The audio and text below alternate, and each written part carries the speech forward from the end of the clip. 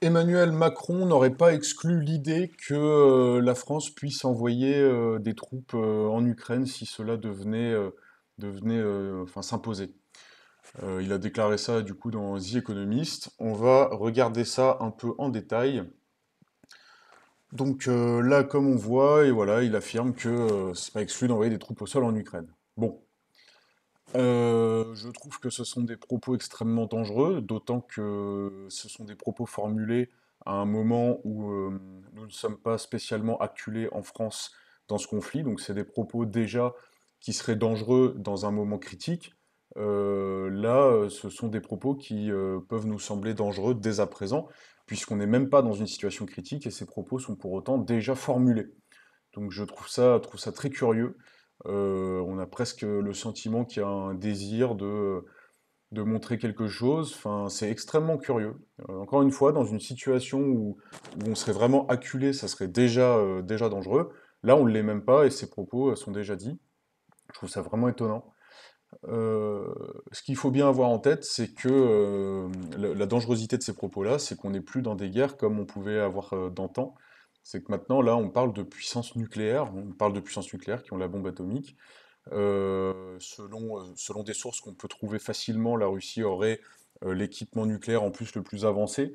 Alors bien sûr, je ne sais pas le vrai du faux hein, de tout ça, mais dans tous les cas, je pense que il n'est pas intéressant de jouer avec le feu. Là, c'est vraiment le cas de le dire, même de jouer avec le plasma, là, en l'occurrence. Il faut savoir qu'il n'y aurait pas de vainqueur dans un type de conflit comme celui-là, parce que dans un type de conflit comme celui-là, le premier qui serait en train de perdre, le premier qui serait acculé, aurait l'opportunité d'appuyer sur le bouton nucléaire et d'enclencher plus ou moins la fin du monde. Donc je pense que là, dans ce type de conflit, il n'y a que la diplomatie qui puisse faire quoi que ce soit. Un conflit armé serait une catastrophe absolue, car encore une fois, il n'y aurait pas de gagnants, que des perdants. Alors après, est-ce qu'on peut fantasmer sur certains dirigeants qui auraient peut-être des bunkers à eux ou que sais-je? Là, pour moi, on est dans de la science-fiction. Quoi qu'il en soit, pour l'immense majorité de la population planétaire, ce serait un conflit absolument dramatique. Donc être belliciste dans ce genre de contexte, c'est vraiment mettre en danger un nombre innommable, indéchiffrable de personnes humaines. Alors on va regarder un petit peu qu'est-ce qui se dit, est-ce qu'on est satisfait par ces propos? Alors je vais cliquer sur non, il y a eu quasiment 1000 votes, on va voir un petit peu qu'est-ce qu'il emporte. Ah, vous voyez, c'est intéressant, il y a une majorité de non, et effectivement, on est à 63% qui mettons non, mais 37% disent oui, je trouve ça très intéressant.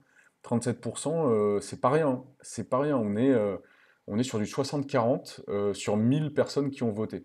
Alors bien sûr, hein, c'est un sondage avec, voilà, avec une petite population, etc.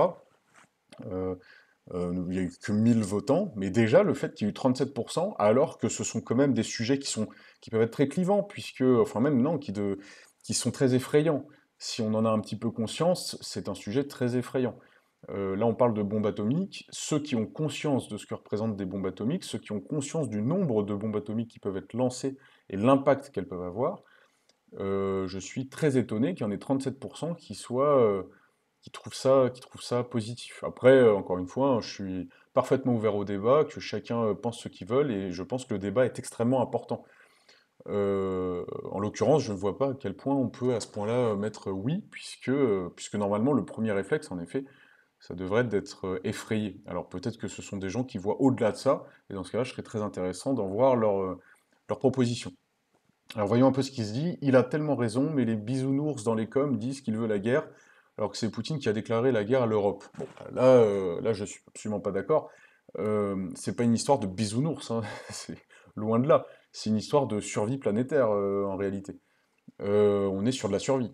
Là, c'est pas simplement non, il faut pas aller attaquer autrui ou que sais-je. Là, c'est si on attaque si on faisait ce genre de choses avec un pays nucléarisé, on parle littéralement de fin du monde. Et les pays actuellement attaqués, donc là c'est l'Ukraine en l'occurrence, n'y gagneraient absolument rien s'il y avait un conflit nucléaire, hein. Ils perdraient encore plus que ce qu'ils perdent actuellement. Alors je dis bien évidemment, ce que vit l'Ukraine est absolument dramatique, c'est un drame et c'est horrible. Pour autant, voilà, ils n'auraient rien à gagner à ce que le conflit prenne une proportion planétaire ou mondiale. Donc là, je suis pas certain que ce soit bisounours, à moins que cette personne qui commande ça n'ait absolument pas peur, finalement, de se faire vaporiser dans une boule plasmique ou mourir à long terme par des radiations. Alors ça peut faire rire aujourd'hui, là, les propos que je tiens, mais ça fait toujours rire avant que ça arrive. C'est toujours avant. C'est avant, ça fait toujours rire. Puis quand ça arrive, en général, il n'y a plus personne pour rigoler.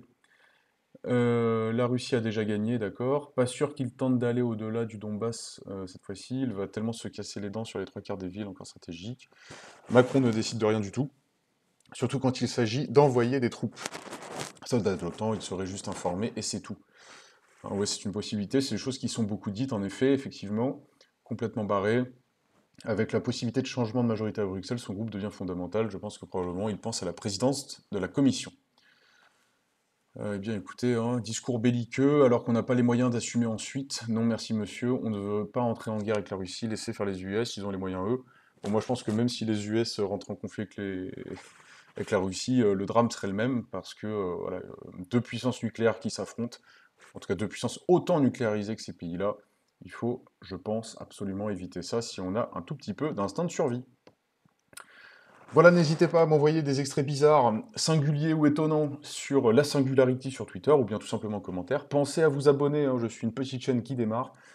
Pensez à le faire et j'examinerai et expertiserai, n'est-ce pas, vos extraits avec grand plaisir. Voilà,